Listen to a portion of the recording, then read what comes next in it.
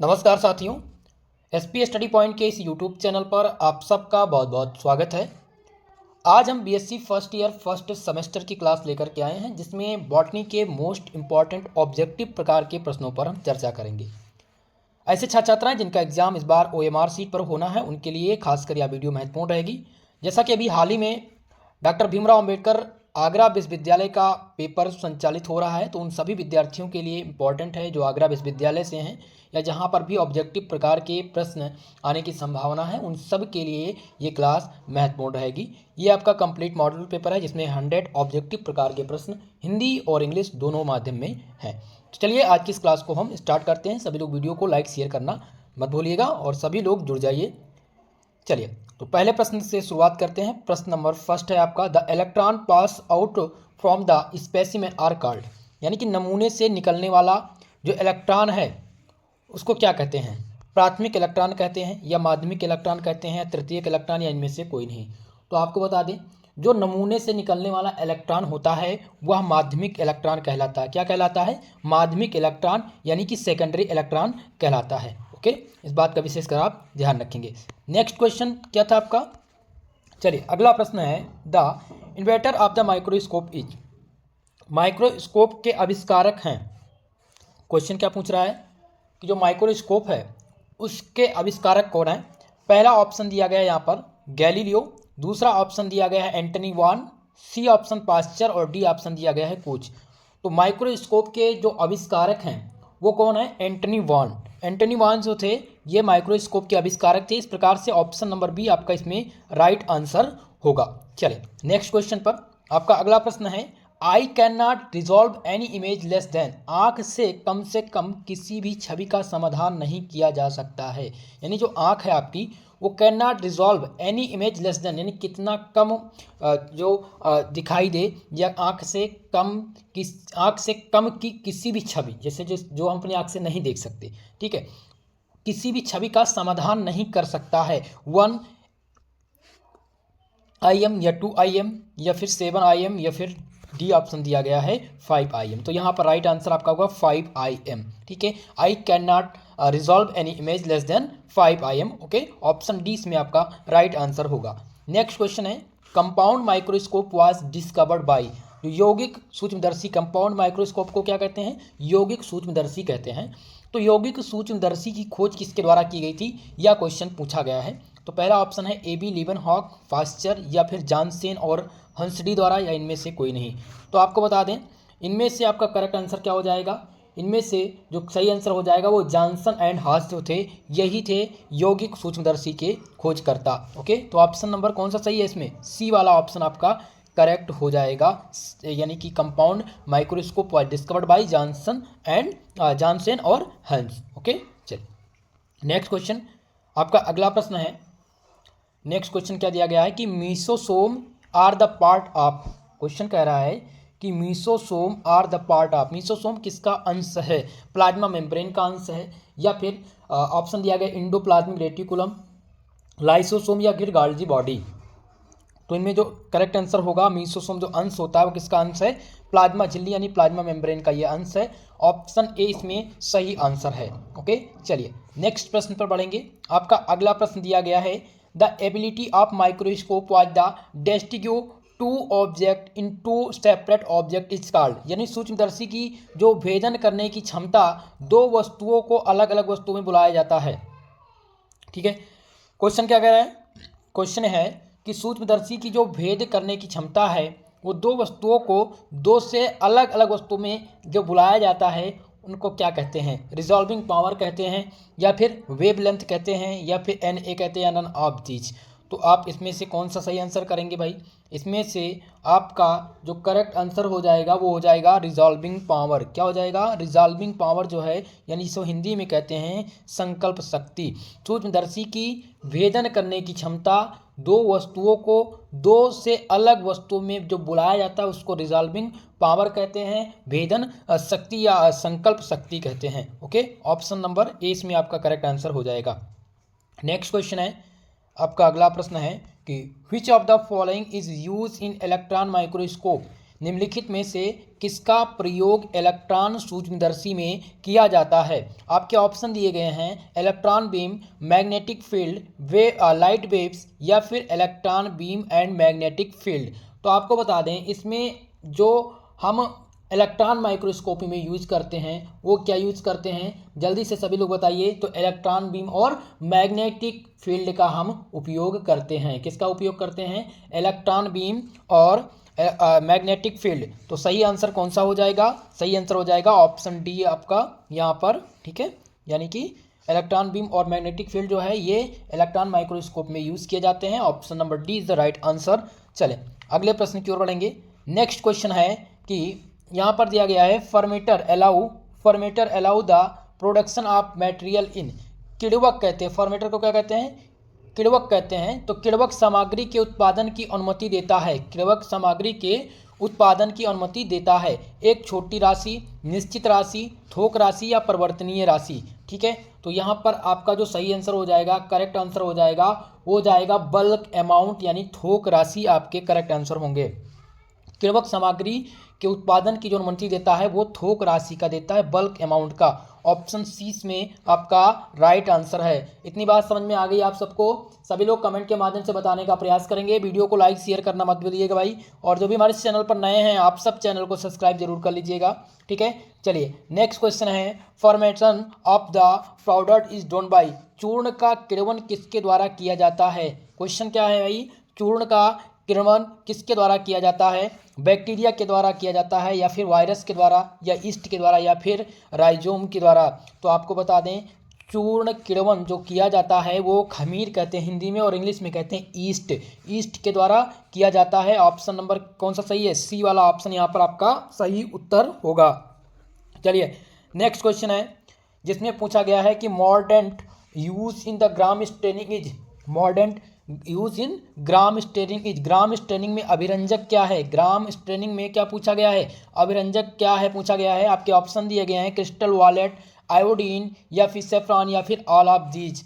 तो आंसर क्या हो जाएगा भाई? आयोडीन यहाँ पर करेक्ट आंसर होगा। करेक्ट आंसर क्या हो जाएगा? आयोडीन, क्योंकि ग्राम स्टेनिंग में जो अभिरंजक है वो आयोडीन है। ऑप्शन नंबर बी सही है। यह DDU दीनदयाल उपाध्याय गोरखपुर विश्वविद्यालय 2023 में पूछा गया क्वेश्चन है। ओके चलिए आगे बढ़ा जाए। नेक्स्ट क्वेश्चन है कि the separation vapour pressure of water at 100 degree centigrade is.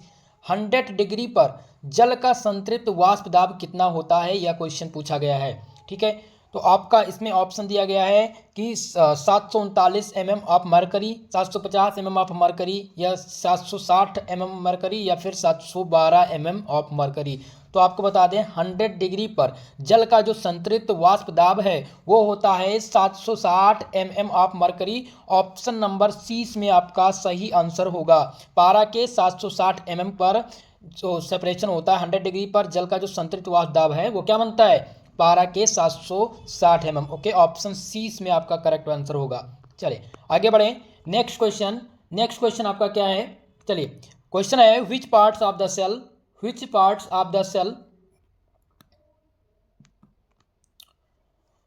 Are connected with the respiration. कोशिकाओं में किस भाग का संबंध श्वसन से है? क्वेश्चन पूछा गया है कि कोशिकाओं में किस भाग का संबंध श्वसन से है। क्वेश्चन सभी लोग को सुनाई दे रहा है? आवाज क्लियर है? सभी लोग थम्स अप करके बता दीजिए भाई, लाइक करके बताइए, वीडियो को लाइक कर दीजिए सभी लोग। चलिए तो क्वेश्चन आपका था कि कोशिकाओं के किस भाग का संबंध श्वसन से है। ऑप्शन आपका पहला दिया गया राइबोसोम, गाल्जी बॉडी, माइटोकॉन्ड्रिया और न्यूक्लियस। तो इसमें सही आंसर आपका हो जाएगा माइटोकॉन्ड्रिया। कोशिका के किस भाग? तो कोशिका के माइटोकॉन्ड्रिया का जो भाग है वह श्वसन से संबंधित है। ऑप्शन नंबर सी में आपका करेक्ट आंसर हो जाएगा माइटोकॉन्ड्रिया। ओके नेक्स्ट क्वेश्चन है which parts of the cell containing the hydrolytic enzyme. कोशिका के किस भाग में हाइड्रोलाइटिक एंजाइम होता है? ऑप्शन ए दिया गया है। ऑप्शन ए आपका क्या है यहाँ पर? फ्लैगेला। ऑप्शन बी है सेटोसोम, सी दिया गया राइबोसोम और डी है लाइसोसोम। तो इनमें से करेक्ट आंसर क्या हो जाएगा? लाइसोसोम यहाँ पर करेक्ट आंसर होगा। सही उत्तर आपका हो जाएगा लाइसोसोम।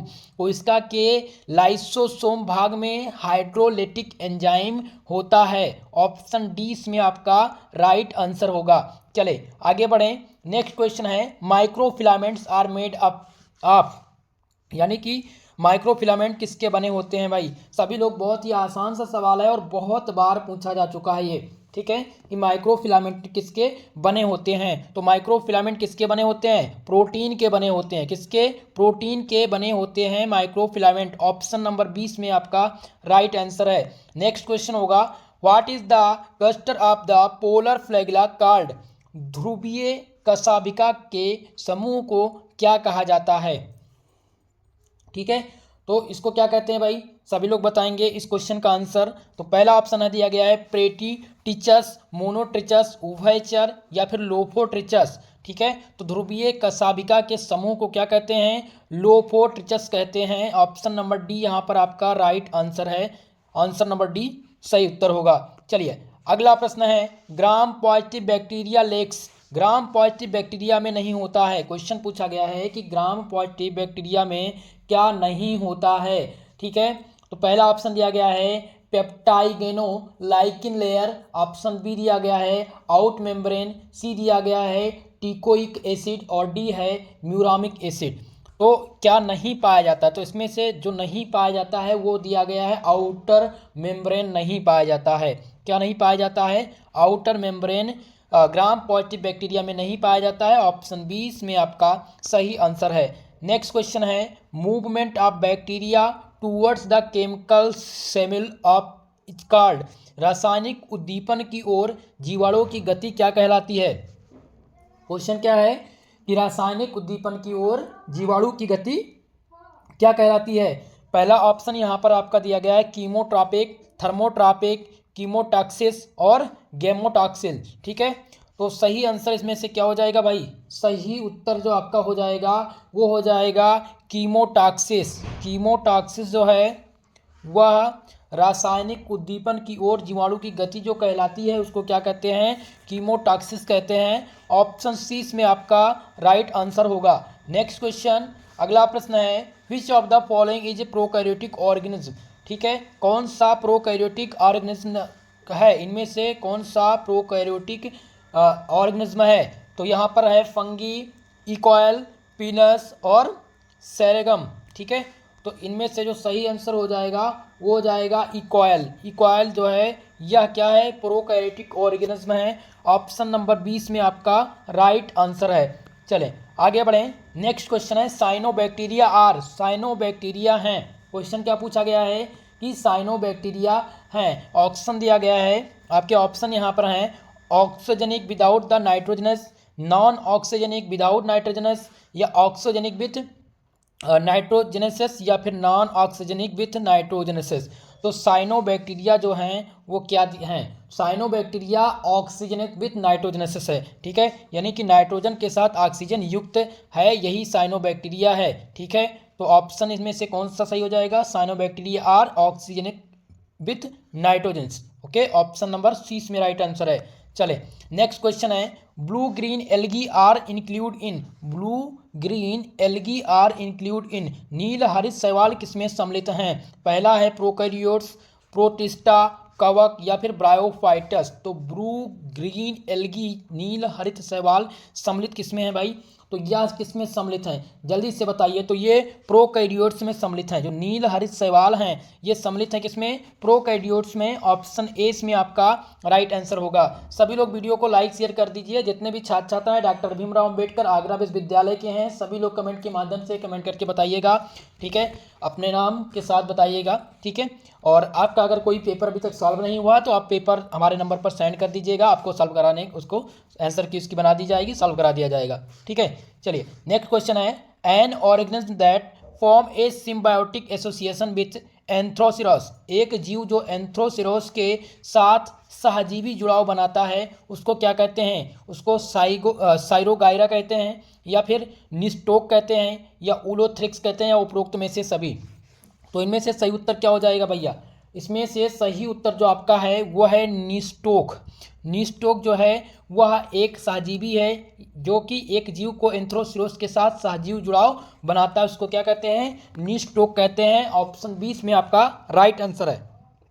चलिए अगला क्वेश्चन है कि sexual reproduction is absent in? Sexual reproduction कहाँ पर एब्सेंट होता है? सेक्सुअल रिप्रोडक्शन कहाँ पर एब्सेंट होता है ये आपको बताना है। पहले ऑप्शन दिया गया है आपको वोल्वॉक्स या फिर नोस्टोक या फिर एस्पेरेगिलस और उलोथ्रिक्स। ठीक है, तो sexual reproduction is absent in, कहाँ पर एब्सेंट होते हैं भाई, ये एब्सेंट होते हैं नोस्टोक पे। ऑप्शन नंबर 20 में आपका राइट आंसर है, बी वाला ऑप्शन आपका यहाँ पर सही उत्तर होगा। नेक्स्ट क्वेश्चन आपका दिया गया है यहाँ पर जो है coenobium refer to a group of the filaments. Option number B दिया गया है फिलामेंट फॉर्म या a hollow spherical colony, none of this. तो कोइनोबियम संदर्भित करता है, तो कोइनोबियम क्या संदर्भित करता है, ये फिलामेंट्स का एक प्रकार का समूह है, यह संदर्भित करता है। कोइनोबियम संदर्भित करता है फिलामेंट का एक समूह। ओके, ऑप्शन ए इसमें आपका सही उत्तर होगा। चलिए आगे बढ़ें, थोड़ा सा तेज से बढ़ने का प्रयास करेंगे दोस्तों, क्योंकि समय कम है और कम समय में हमें ज़्यादा प्रश्नों को हल करना है। ठीक है, एल्गी विथ मोटाइल कॉलोनी इस, गतिशील कॉलोनी के साथ सवाल है, गतिशील कॉलोनी के साथ सवाल है। पहला ऑप्शन यहाँ पर दिया गया है नोस्टोक या स्पाइरोगायरा या फिर क्लेमिडोमोनास या फिर वोल्वॉक्स। तो इसमें से सही आंसर हो जाएगा आपका, कौन सा सही उत्तर होगा भाई, जल्दी से सभी लोग बताइए, जिनको पता है तो हो जाएगा क्लेमिडोमोनास जो है ये इसमें आपका सही उत्तर हो जाएगा, यही गतिशील कॉलोनी के साथ सहवाल है। ओके, चलिए अगला प्रश्न है agar agar is obtained from which algae, agar agar प्राप्त होता है। ये क्वेश्चन DDU 2023 में पूछा जा चुका है गोरखपुर विश्वविद्यालय में और कई बार ये प्रश्न आया हुआ है। ठीक है, तो इस क्वेश्चन को खासकर ध्यान रखिएगा कि अगार अगार प्राप्त होता है, तो अगार अगार कहाँ से प्राप्त होता है भाई, सभी लोग जल्दी से बताइए, जल्दी से कमेंट के माध्यम से सबका आना चाहिए, सब क्वेश्चन का आंसर देने का प्रयास करेंगे। तो इसमें से जेलिडियम जो है वहाँ से अगार अगार प्राप्त होता है। ऑप्शन ए इसमें आपका सही उत्तर है, सभी लोग नोट कर लीजिएगा या स्क्रीनशॉट आप ले सकते हैं। ओके, चलें आगे बढ़ा जाए नेक्स्ट क्वेश्चन की तरफ। नेक्स्ट प्रश्न है कि हेट्रोकास्ट इज फाउंड इन, हेट्रोसिस्ट इसको क्या कहते हैं, heterocyst is found in, heterocyst मिलता है। ऑप्शन आपका पहला ऑप्शन है ब्लू ग्रीन एल्गी या ग्रीन एल्गी या फिर ब्राउन एल्गी या फिर रेड एल्गी।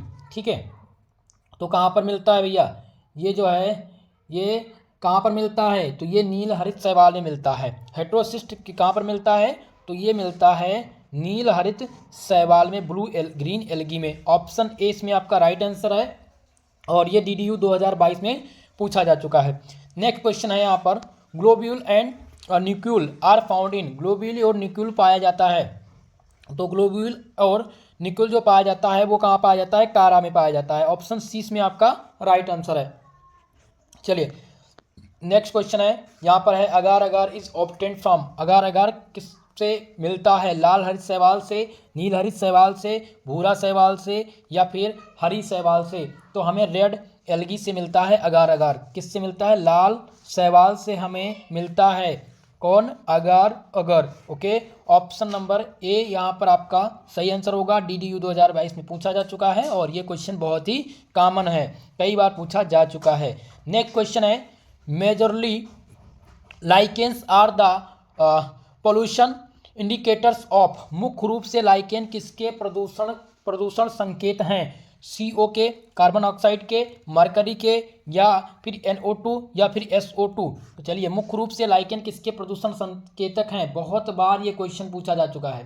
तो ये संकेतक किसके हैं भाई, SO2 के ये संकेतक हैं, कौन, लाइकेन्स। ठीक है, ऑप्शन डी इसमें आपका सही उत्तर है। नेक्स्ट क्वेश्चन है the symbiotic association of algae and fungi is known as, शैवाल और कवक के सहजीवी संघ को के रूप को जाना जाता है। पहला ऑप्शन है माइकोराइजा, लाइकेन्स या माइकोप्लाज्मा या बोथ ए एंड बी। ठीक है, तो शैवाल और कवक के सहजीवी संघ को के रूप में जाना जाता है, वो किसके रूप में किसको जाना जाता है, तो हमें यहाँ पर उत्तर करेंगे लाइकेन्स।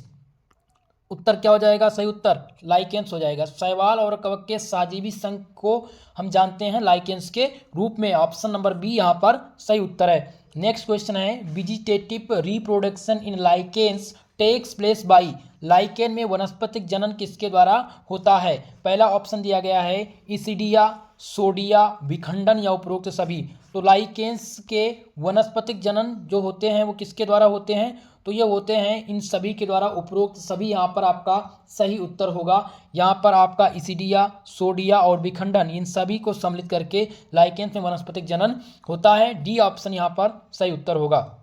नेक्स्ट क्वेश्चन है दिस लाइकेन्स, क्वेश्चन है कि दिस लाइकेन्स इज पॉइनर इन जेरोसेर, ठीक है।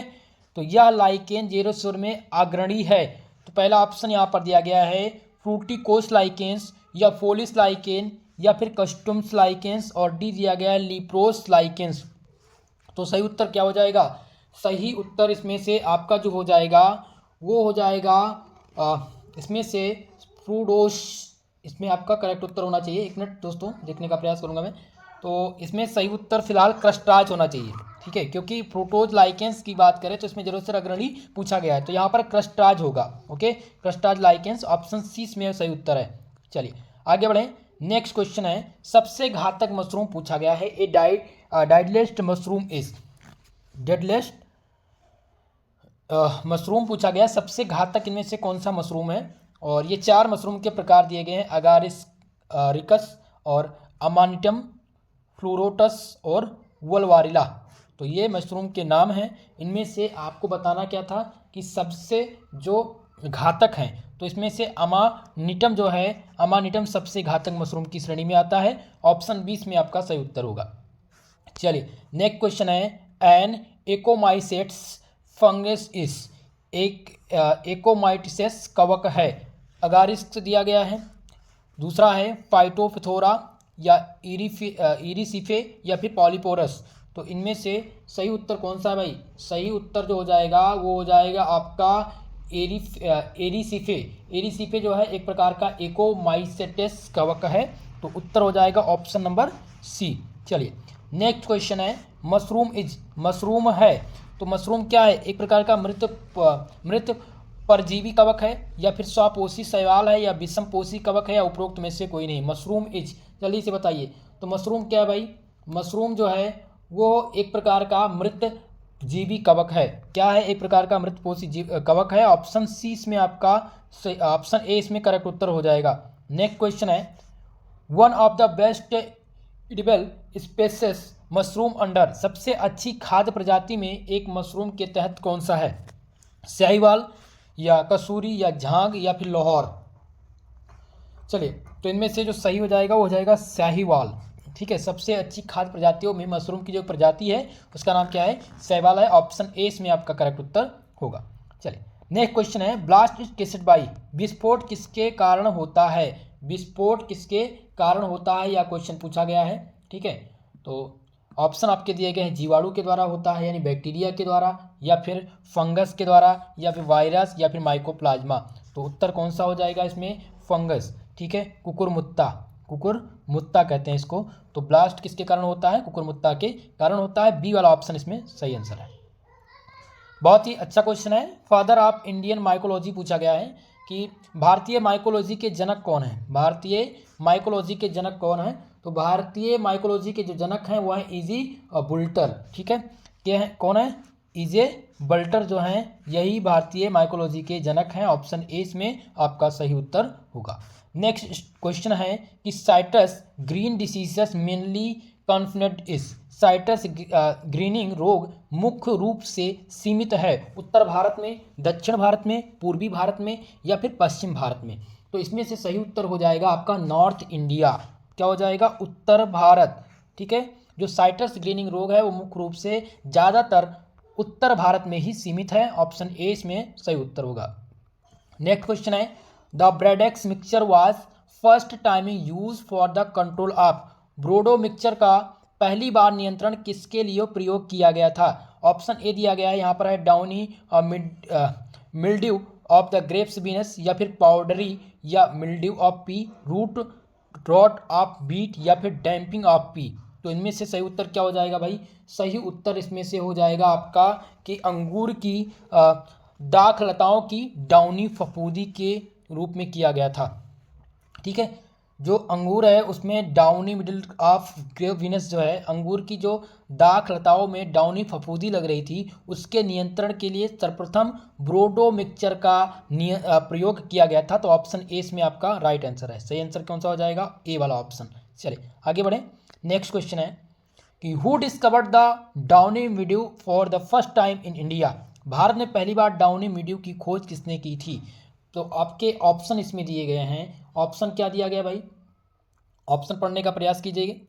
इजी बुल्टलर और जेफअप दस्तूर, बीबी मुडाकुर और के ऑप्शन है के आर कार्तिकारो। ठीक है, ये ऑप्शन है और इसमें से आपको बताना है कि किसने पहली बार भारत में किसने जो है डाउन मिल्ड्यू की खोज की थी। तो इसमें से इजे बुल्टर आपका सही आंसर हो जाएगा। इजे बुल्टलर आपके ऑप्शन करेक्ट है। इन्होंने भारत में पहली बार डाउनी मिल्ड्यू की खोज की थी। चलिए आगे बढ़ेंगे। नेक्स्ट क्वेश्चन है BAM क्या है? एक प्रकार का बैक्टीरिया है या एक प्रकार के ये फंगी होते हैं या वायरस होते हैं या फिर एल्गी होते हैं? तो ये क्या है? एक प्रकार के बैक्टीरिया का नाम है। ठीक है, ऑप्शन ए इसमें आपका राइट आंसर है। नेक्स्ट क्वेश्चन है late blight of potato is caused by. ठीक है, लेट ब्लाइट ऑफ पोटैटो किसके द्वारा होता है? पहला दिया गया है एस्पारजिलस के द्वारा या फिर फाइटोपथोरा के द्वारा या फिर पेनिसिलियम या फिर एल्गी। ठीक है, तो इनमें से सही उत्तर का चुनाव करना था। तो इसमें आप जानेंगे phytophthora. Late blight of potato किसके द्वारा होता है? तो ध्यान रखेंगे कि इसके कारण फाइटोपथोरा के द्वारा होता है। ऑप्शन नंबर 20 में आपका राइट आंसर है, जो कि 2023 में पूछा जा चुका है। ओके, चलिए नेक्स्ट क्वेश्चन है कि ब्लास्ट इज केस्ड बाय। विस्फोट किसके कारण होता है? विस्फोट किसके कारण होता है? पहला ऑप्शन यहाँ पर दिया गया है बैक्टीरिया, फंगस, वायरस और माइकोप्लाज्मा। ठीक है, तो विस्फोट जो होता है, ठीक है, किसके कारण होता है? सभी लोग जल्दी से बताएंगे। ब्लास्ट इज केस्ड बाय, तो ये किसके साथ होता है? फंगस के द्वारा होता है, कुकुरमुत्ता। ऑप्शन नंबर 20 में आपका राइट आंसर है। चलिए अगला क्वेश्चन है फादर ऑफ इंडियन माइकोलॉजी। तो भारतीय माइकोलॉजी के जनक कौन है? तो भारतीय माइकोलॉजी के जो जनक हैं वो हैं इजे बटलर। ठीक है, कौन है? इजे बटलर जो हैं ये भारतीय माइकोलॉजी के जनक हैं। ऑप्शन ए इसमें आपका राइट आंसर है। चलिए आगे बढ़ें। चलिए नेक्स्ट क्वेश्चन है कि Bordeaux mixture is a type of. Bordeaux mixture होता है, क्वेश्चन है कि ब्रोडक्स मिक्सचर होता है तो क्या होता है भाई? ऑप्शन दिया गया है कि ये बायोलॉजिकल कंट्रोल एजेंट होता है। जो प्रोडक्ट्स मिक्सचर है वो क्या एक प्रकार का बायोलॉजिकल कंट्रोल एजेंट होता है, या फिर ऑप्शन नंबर बी कह रहा है कि फंजीसाइड होता है, या सी ऑप्शन है बायो फर्टिलाइजर, या ऑप्शन नंबर डी दिया गया इनऑर्गेनिक फर्टिलाइजर। तो आपको बता दें जो प्रोडक्ट्स मिक्सचर होता है वो एक प्रकार का फंजीसाइड होता है। क्या होता है? वो फंगी जो लगते हैं पेड़ पौधे में उसके रोकथाम के लिए, उसके कंट्रोल के लिए इसका उपयोग होता है। तो ऑप्शन नंबर 20 को ध्यान रखेंगे कि Bordeaux mixture is a type of fungicide. Option 20 में आपका सही उत्तर। नेक्स्ट क्वेश्चन है recombination in bacteria is by. Bacteria में रिकम्बिनेशन होता है। आपके ऑप्शन दिए गए हैं यहाँ पर कॉन्जुगेशन, ट्रांसफॉर्मेशन, ट्रांसडक्शन। तो इसमें से करेक्ट उत्तर हो जाएगा, सही उत्तर हो जाएगा ऑल ऑफ दीज। ठीक है, क्योंकि कॉन्जुगेशन, ट्रांसफॉर्मेशन और ट्रांसडक्शन के द्वारा ही बैक्टीरिया में रिकम्बिनेशन की प्रक्रिया होती है। सो ऑप्शन डी में आपका राइट आंसर होगा। नेक्स्ट क्वेश्चन है lime sulphur is a mixture of. Lime sulphur mixture है, लाइम सल्फर किसका मिश्रण है? तो ऑप्शन आपके दिए गए हैं कॉपर सल्फेट और लाइम, या सोडियम सल्फेट एंड लाइम, या कैल्शियम पॉलीसल्फाइड एंड लाइम, या फिर कैल्शियम पॉलीसल्फाइड एंड थायोसल्फाइड। तो जो मिश्रण है लाइम सल्फर जो मिश्रण है वो किसका मिश्रण है भाई? सभी लोग बताने का प्रयास करेंगे। तो ये मिश्रण है कैल्शियम पॉलीसल्फाइड और थायोसल्फेट का। ठीक है, ऑप्शन नंबर कौन सा सही है? इसमें डी वाला ऑप्शन आपका सही होगा। Lime sulphur is a mixture of calcium polysulphide and thiosulphate. Okay, option number D is the right answer. चलें नेक्स्ट क्वेश्चन है। अगला प्रश्न है the least yield of ATP is observed in. ATP की सबसे कम उपज देखी जाती है किसमें? पहला ऑप्शन दिया गया एरोबिक श्वसन, या एरोबिक रेस्पिरेशन, एनारोबिक रेस्पिरेशन, या फिर फर्मेंशन, या फिर सेम ए बी एंड सी। तो इनमें से सही उत्तर कौन सा हो जाएगा? जल्दी से सभी लोग उत्तर करेंगे भाई कि द लीस्ट एटीपी इज। तो इनमें से फर्मेंटेशन आपका करेक्ट आंसर होगा, किण्वन। एटीपी की सबसे कम उपज जो देखी जाती है वो किण्वन में देखी जाती है। सो ऑप्शन सी इसमें आपका राइट आंसर है। चलिए अगला प्रश्न है, anaerobic respiration by the east produce, खमीर द्वारा अवयवी श्वसन उत्पन्न करता है, CO2 करता है या फिर वाइन एंड बियर या एल्कोहल या ऑल ऑफ एबव। तो खमीर द्वारा जो अवयवी श्वसन उत्पन्न करता है वो कौन करता है, तो वो ये सभी करते हैं, CO2 करता है, शराब और बियर और शराब, ठीक है। तो इसमें से सही उत्तर हो जाएगा उपरोक्त सभी, ऑल ऑफ एबव, ठीक है। सही उत्तर हो जाएगा डी वाला ऑप्शन। नेक्स्ट क्वेश्चन है, which among of the following is not the polymeric, निम्नलिखित में से कौन सा बहुलक नहीं है। कार्बोहाइड्रेट दिया गया है, न्यूक्लिक एसिड दिया है, प्रोटीन और लिपिड्स, ठीक है। तो इसमें से पूछा गया कि कौन सा बहुलक नहीं है, तो कौन सा बहुलक नहीं है भाई, कार्बोहाइड्रेट एक प्रकार का बहुलक है क्या, क्या कार्बोहाइड्रेट एक प्रकार बहुलक है, न्यूक्लिक एसिड या प्रोटीन। तो इसमें से सही उत्तर क्या हो जाएगा, लिपिड्स आपके राइट आंसर होंगे। लिपिड्स जो है वो इनमें से क्या है, बहुलक नहीं है, बाकी कार्बोहाइड्रेट, न्यूक्लिक एसिड और प्रोटीन से क्या है, बहुलक है। ओके, ऑप्शन नंबर डी इसमें राइट आंसर है। अगला प्रश्न है, the simplest amino acid is, सरलतम एमिनो अम्ल हैं, ग्लाइसिन, फिर एलेनिन, शतावरी या फिर टायरोसिन। तो सरलतम जो एमिनो अम्ल है ना, सरलतम अमीनो अम्ल, तो सरलतम अमीनो अम्ल जो हैं वो क्या हैं, सभी लोग बताइए भाई, सरलतम अमीनो अम्ल किसको कहते हैं, ग्लाइसिन को। ग्लाइसिन को क्या कहा जाता है, सरलतम अमीनो अम्ल कहा जाता है। ऑप्शन नंबर ए इसमें आपका राइट आंसर है। नेक्स्ट क्वेश्चन आपका अगला प्रश्न है, which of the following is a pair of bio fertilisers, निम्नलिखित में से कौन जैव उर्वरक का एक जोड़ा है, salmonella and equal, rhizobium and gracious, या ऑप्शन नंबर बी दिया गया है आपका, जिसमें दिया गया राइजोबियम एंड ग्रेशियस, या फिर नॉस्टॉक और फलियां, या फिर एजोला एंड बीजीए, ठीक है। तो इनमें से सही उत्तर कौन सा हो जाएगा, एजोला एंड बीजीए जो है ये क्या है, ये एक प्रकार का जैव उर्वरक का एक प्रकार का जोड़ा है। ऑप्शन डी इसमें आपका करेक्ट उत्तर है। नेक्स्ट क्वेश्चन है, which of the following fern is the bio fertiliser, निम्नलिखित में से कौन सा एक फर्न जैव उर्वरक है। ऑप्शन नंबर ए दिया गया है, साल्विनिया, अजोला या टेरिडियम या फिर मार्सिलिसिया, ठीक है। तो सही उत्तर कौन सा हो जाएगा इसमें, इसमें जो आपका सही उत्तर हो जाएगा अजोला आपका करेक्ट आंसर है। निम्नलिखित में से कौन सा एक फर्न जैव उर्वरक है, तो अजोला एक प्रकार का फर्न जैव उर्वरक है। ऑप्शन 20 में आपका सही उत्तर है। Next question, which of the following is an endomycorrhiza, निम्नलिखित में से कौन सा एंडोमाइकोराइजा है। ऑप्शन ए दिया गया है राइजोबियम, ऑप्शन बी दिया गया है अगारिस, ऑप्शन सी है ग्लोमस और नोस्टोक, ठीक है। तो इन निम्नलिखित में से जो एंडोमाइकोराइजा है वो कौन सा है, इनमें से जो एंडोमाइकोराइजा है वो है ग्लूमस। ग्लूमस जो है एक प्रकार का एंडोमाइकोराइजा है। ऑप्शन सी में आपका सही उत्तर हो जाएगा। करेक्ट उत्तर क्या है, ग्लूमस। ऑप्शन सी में आपका उत्तर सही होगा। चलिए आगे बढ़े। नेक्स्ट क्वेश्चन है, which of the following is a nitrogen fixer in the root nodules of Alnus, निम्नलिखित में से कौन सा एलिनस के रूट नोडल में नाइट्रोजन फिक्सर है। पहला ऑप्शन दिया गया है क्लोनोस्टिडियम, या फिर ब्रैडी राइजोबियम, या फिर ओजोरोजोबियम, या फिर फेक्रिया। तो इनमें से सही उत्तर आपको बताना था भैया, सही उत्तर कौन सा हो जाएगा। ये क्वेश्चन ध्यान रखिएगा, कई बार ये पूछा जा चुका है, ठीक है। तो इसमें से करेक्ट उत्तर हो जाएगा फ्रेकिया। ध्यान रखेंगे कि फ्रेकिया जो है वो एनालस के रूट नोडल में नाइट्रोजन फिक्सर का काम करता है। ऑप्शन डी में आपके सही उत्तर हैं। ओके, चलिए नेक्स्ट क्वेश्चन है, which of the following is a pair of bio fertiliser. तो एजोला एंड बीजीए जो है ये क्या है, ये बायो फर्टिलाइजर का एक प्रकार का जोड़ा है, ठीक है। नेक्स्ट क्वेश्चन है, which of the following fern is a bio fertiliser, निम्नलिखित में से कौन सा एक फर्न जैविक उर्वरक है। तो ऑप्शन ध्यान रखेंगे अजोला, ठीक है। नेक्स्ट क्वेश्चन है जिसमें पूछा गया है निम्नलिखित में से कौन सा एंडोमाइकोराइजा है। तो यहाँ पर आप ध्यान रखेंगे कौन सा है, एंडोमाइकोराइजा। एंडोमाइकोराइजा का नाम ध्यान रखेंगे कौन सा है भैया, यहाँ पर ग्लूमस। ओके, ऑप्शन सी आपका राइट आंसर होगा। तो आज की इस क्लास में लगभग जो मोस्ट इंपॉर्टेंट थे आपके पूरे टॉपिक के उन MCQ को मैंने सॉल्व करने का प्रयास किया है, ठीक है।